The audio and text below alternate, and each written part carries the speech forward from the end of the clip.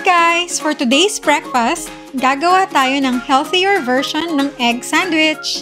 So meron ako ditong 4 large hard-boiled eggs and i-grate ko lang to. Meron din akong 1 cup ng thinly sliced celery. 2 malalaking celery stalks ang gamit ko dito guys. Now dito sa Canada, ang celery ay napakatabang pero ang gusto ko dito yung crunch. And yung fiber syempre at pati na din yung aroma na pantanggal ng lansa ng eggs. Next, half teaspoon ng ground black pepper and then cheese.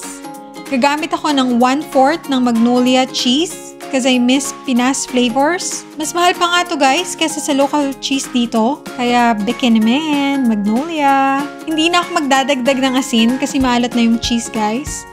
Next naman, mayonnaise. Let's start with half cup muna. Ang mayo naman dito guys ay sweet. Hindi yung parang sa Pilipinas na may asim. Pwede na tong ganitong consistency guys. Pero mas gusto ko ng mas spreadable. So mag-a-add pa ako ng 1/4 cup ng mayo.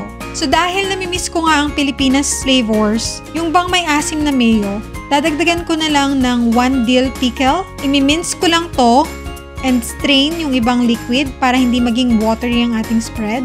Kulang pa rin yung hinahanap kong asim. So maglalagay ako ng half teaspoon ng calamansi. And that's it for our spread. Magto-toast lang ako ng sliced bread. And tada! This is our healthy egg sandwich. Happy eating everyone!